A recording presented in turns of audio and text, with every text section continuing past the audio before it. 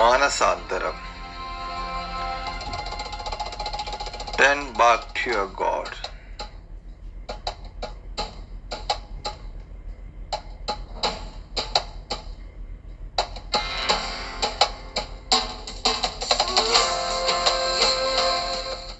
സ്നേഹമുള്ളവരെ, 2021 മാനസാന്തരത്തിൻ്റെ വഴികളിലൂടെ കടന്നു പോകുവാൻ ദൈവം തന്ന വലിയ അനുഗ്രഹത്തിന് നന്ദി പറയാം. മത്തായിയുടെ സുവിശേഷം 3-ാം അധ്യായം വീണ്ടും ഒരിക്കൽ കൂടി ആ വചനങ്ങളിലൂടെ ഞാൻ നീങ്ങുകയാണ്.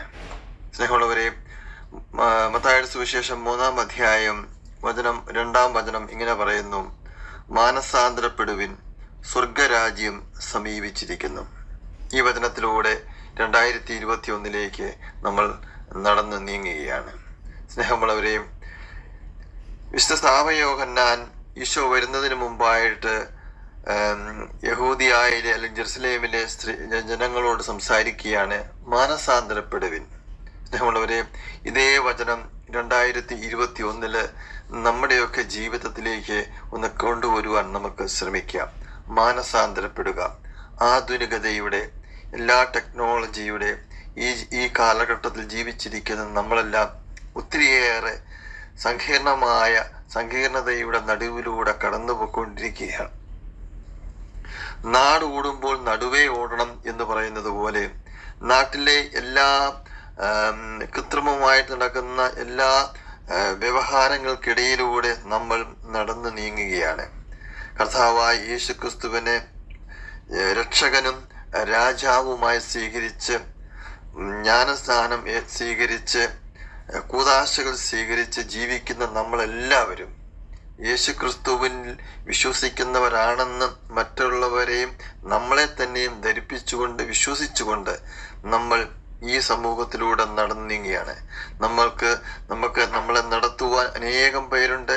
നമുക്ക് സുവിശേഷം തരുവാൻ അനേകം ആൾക്കാരുണ്ട്. നമ്മുടെ മുമ്പിൽ പ്രച്ഛന്ന വേഷധാരികളെ പോലെ സന്തോഷമുള്ളവരായി, അല്ലെങ്കിൽ സുമുഖരായി, നീതിബോധമുള്ളവരായി നാട്യം അഭിനയിക്കുന്ന നിരവധി ആൾക്കാരുടെ മധ്യത്തിലൂടെ നമ്മളും നടന്നു നീങ്ങുകയാണ്. യാദൃച്ഛികമായിട്ടല്ല, അറിഞ്ഞുകൊണ്ട് തന്നെ നടന്നു നീങ്ങുന്നു. നമ്മുടെ ഉള്ളിലെല്ലാം ഈ ദൈവവചനം നിറഞ്ഞു കിടപ്പുണ്ട്. പക്ഷെ ദൈവവചനത്തെ അനുസരിക്കുവാൻ നമുക്ക് ആർക്കും സാധിക്കുകയില്ല.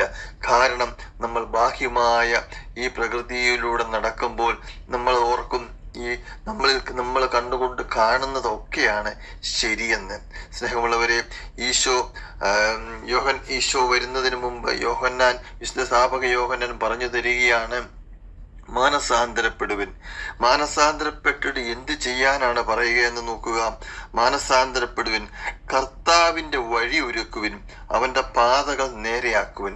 സ്നേഹമുള്ളവരെ, നമ്മൾ മാനസാന്തരപ്പെട്ടിട്ട് കർത്താവിൻ്റെ വഴി ഒരുക്കുവാൻ, കർത്താവിന് നമ്മുടെ ഹൃദയത്തിലേക്ക് വരുവാൻ തക്കവണ്ണം, നമ്മുടെ വഴി യേശുക്രിസ്തുവിന് നമ്മുടെ ഹൃദയത്തിൽ വരുവാൻ തക്കവണ്ണം പാതയൊന്ന് ഒരുക്കി കൊടുക്കുക. നമ്മളിപ്പോൾ എവിടെ ആയിരിക്കുന്നോ, നമ്മൾ നല്ലതെന്ന് ചിന്തിക്കുന്ന പ്രവൃത്തികളിലൂടെ നമ്മൾ നിൽക്കുമ്പോൾ അത് ദൈവത്തിന് ഇഷ്ടമില്ലാത്തതാണോ എന്ന് ചിന്തിച്ചിട്ട് ആ വഴികളെ ഒന്ന് തിരുത്തുവാൻ, അവിടുന്ന് ഒന്ന് തിരിഞ്ഞു നടക്കുവാൻ, turn back to your God, ദൈവത്തിലേക്ക് തിരിഞ്ഞു നടക്കുക. സഹോദരങ്ങളെ, സഹോദരിമാരെ, നമ്മൾ നിൽക്കുന്ന അവസ്ഥയിൽ നമ്മളെല്ലാം സ്വയം ഒന്ന് ചിന്തിച്ചു നോക്കുക. നമുക്കറിയാം നമ്മൾ എവിടാണെന്ന്, നമുക്കറിയാം നമ്മുടെ ദൈവവചനം എവിടാണെന്ന്, നമുക്കറിയാം നമ്മൾ നിൽക്കുന്ന പൊസിഷൻ എവിടെയാണെന്ന്. അവിടെ നിന്നുകൊണ്ട് ദൈവത്തെങ്കിലേക്ക് ഒന്ന് തിരിഞ്ഞു നോക്കുകയും, കുരിശിൽ കിടന്നിരുന്ന കള്ളൻ ഈശോയെ കുരിശിൽ വെച്ചാണ് തിരിച്ചറിഞ്ഞത്. അവിടെ വെച്ച് അവൻ അനുതപിച്ചു. സ്നേഹമുള്ളവരെ, നമ്മുടെ ജീവിതപാതയിൽ നമ്മൾ ഏതെങ്കിലുമൊക്കെ സ്ഥലത്ത് വെച്ചായിരിക്കാം നമ്മുടെ യേശുക്രിസ്തുവിനെ എന്ന സ്നേഹത്തെ നമ്മൾ കണ്ടുമുട്ടുന്നത്. അവിടെ നിന്ന് നമ്മൾ തിരിയണം. Turn back to your God. മാനസാന്തരപ്പെടണം. മാനസാന്തരപ്പെടാതെ യേശുക്രിസ്തുവിന് നമ്മുടെ ഉള്ളിലേക്ക് വരുവാൻ പാത ഒരിക്കലും ഉണ്ടാകില്ല. സ്നേഹമുള്ളവരെ, യേശുക്രിസ്തുവിന് വരുവാൻ പാത നമ്മുടെ ഹൃദയങ്ങളിൽ ഒരുക്കി കൊടുക്കണം. അതിന് മാനസാന്തരപ്പെടണം. വിശുദ്ധ സ്ഥാപക യോഹന്നാന്റെ അടുത്തേക്ക് നിരവധിയാമെണ്ണം ആൾക്കാർ മാനസാന്തരപ്പെടാൻ വന്നപ്പോൾ വിശുദ്ധ സ്ഥാപക യോഹന്നാൻ ചോദിച്ച ഒരു ചോദ്യമുണ്ട്. അറിയാവോ ഏതാണെന്ന്? മത്തായിയുടെ സുവിശേഷം 3-ാം അധ്യായം 7-ാം വചനം. അണലി സന്തതികളെ, ആസന്നമായ ക്രോധത്തിൽ നിന്ന് ഓടിയകലാൻ നിങ്ങൾക്ക് മുന്നറിയിപ്പ് നൽകിയത് ആരാണ്? പ്രിയമുള്ളവരെ, മാനസാന്തരപ്പെടാൻ നിരവധിയാമെണ്ണം ആൾക്കാർ വന്നപ്പോൾ യോഹന്നാൻ ചോദിച്ചതാണ്, നിങ്ങൾക്ക് വരാൻ പോകുന്ന ദൈവക്രോധത്തിൽ നിന്ന് ഓടിയകലാൻ നിങ്ങൾക്ക് ഉപദേശം തന്നത് ആരാണ്? സ്നേഹമുള്ളവരെ, നമ്മൾ ചെയ്തുകൊണ്ടിരിക്കുന്ന നിരവധിയാമെണ്ണം ഉള്ള പ്രവൃത്തികൾ ദൈവത്തിന് നിരക്കാത്തതാണെങ്കിൽ നമുക്ക് മേലെ ഒരു ദൈവ കോപമുണ്ട്. ആ ദൈവ കോപത്തിൽ നിന്ന് ഓടി അകലാൻ ശ്രമിക്കൂ. ദൈവത്തിൽ മാനസാന്തരപ്പെടൂ. ചെയ്ത പ്രവൃത്തികളെ ഓർത്ത് അനുദപിക്കൂ. അങ്ങനെ ദൈവ കോപത്തിൽ നിന്ന് അകന്നു നിന്നുകൊണ്ട് മാനസാന്തരപ്പെട്ടുകൊണ്ട് ദൈവത്തിന് നമ്മളിലേക്ക് വരുവാൻ ഒരു പാത ഒരുക്കി കൊടുക്കൂ. സഹോദരങ്ങളെ, മാനസാന്തരപ്പെടുക. മാനസാന്തരത്തിലൂടെ യേശുക്രിസ്തു നമ്മുടെ ഹൃദയത്തിലേക്ക് വരട്ടെ. നമുക്ക് ദൈവകോപത്തിൽ നിന്ന് അകന്നു നിൽക്കുവാൻ നമുക്ക് തമ്പുരാനോട് പ്രാർത്ഥിക്കാം. സ്നേഹമുള്ളവരെ, മത്തായിയുടെ സുവിശേഷം 3-ാം അധ്യായം 11-ാം വചനത്തിൽ ഇങ്ങനെ പറയുകയാണ്, മാനസാന്തരത്തിനായി 10-ാം അധ്യായം 10-ാം വചനം ഇങ്ങനെ പറയുന്നു, വൃക്ഷങ്ങളുടെ വേരിന് കോടാലി വെച്ച് കഴിഞ്ഞു. നല്ല ഫലം കായ്ക്കാത്ത വൃക്ഷങ്ങളെല്ലാം വെട്ടി തീയിലെറിയും. സ്നേഹമുള്ളവരെ, ഈശോ നമുക്ക് വേണ്ടി നമ്മുടെ ഉള്ളിൽ കായ്ക്കാത്ത നമ്മളൊക്കെ നല്ല വൃക്ഷങ്ങളല്ലേ? നമ്മുടെ ഉള്ളിൽ നമ്മളാകുന്ന വൃക്ഷങ്ങളിൽ നല്ല ഫലങ്ങളൊന്നുമില്ലെങ്കിൽ വെട്ടി തീയിലെറിയുവാൻ പാകത്തിന് ദൈവ കോപം നമ്മുടെ ഉള്ളിലേക്ക്, നമ്മുടെ മുകളിൽ വരും. മനസാന്തരപ്പെട്ട് ദൈവത്തിന് ഇഷ്ടമുള്ള നല്ല ഫലങ്ങൾ പുറപ്പെടുവിക്കുവാൻ ദൈവം നമ്മളെല്ലാവരെയും അനുഗ്രഹിക്കുവാൻ മാനസാന്തരപ്പെടൂ. മാനസാന്തരപ്പെട്ട് ദൈവത്തിന് പാതയൊരുക്കൂ. നമ്മുടെ ഹൃദയത്തിലേക്ക്, നമ്മുടെ ഭവനത്തിലേക്ക്, നമ്മുടെ കുടുംബത്തിലേക്ക്, നമ്മുടെ കുഞ്ഞുങ്ങളിലേക്ക്. സ്നേഹമുള്ളവരെ, ഈശോ വിശുദ്ധ സ്ഥാപക യോഹന്നാന്റെ അടുത്ത് നിന്ന് ജ്ഞാനസ്നാനം സ്വീകരിക്കുമ്പോൾ സ്വർഗം തുറന്നു, ആത്മാവ് ഇറങ്ങി വന്നു. ഈശോയുടെ മുകളിൽ ആത്മാവ് ഇറങ്ങി വന്ന് സ്വർഗത്തിൽ നിന്നൊരു വചനം ഉണ്ടായി, ഇവൻ എൻ്റെ പ്രിയപുത്രൻ, ഇവനിൽ ഞാൻ പ്രസാദിച്ചിരിക്കുന്നുവെന്ന്. അതുപോലെ പ്രിയപ്പെട്ടവരെ, ഈശോ നമ്മളെ കാണിച്ചു തന്ന അതേ പ്രവൃത്തി നമ്മളും സ്നാനം ചെയ്തപ്പെട്ട് കഴിയുമ്പോൾ നമ്മളും മാനസാന്തരപ്പെട്ട് ദൈവത്തോട് ഒരുമപ്പെട്ട് കഴിയുമ്പോൾ സ്വർഗത്തിലിരിക്കുന്ന ദൈവം തമ്പുരാന് നമ്മളോടും വലിയ സ്നേഹമുണ്ടാവും.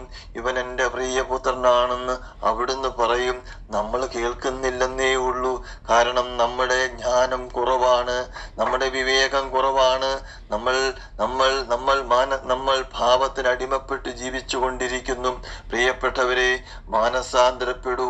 യേശു ക്രിസ്തു പിതാവായ ദൈവം നമ്മളെ ഓടി വന്ന് ആശ്ലേഷിക്കും. ദൈവത്തിന് പാതയൊരുക്കൂ. നമ്മുടെ ഹൃദയത്തെ തുറക്കൂ. അടുത്ത തലമുറയെ രക്ഷിക്കൂ.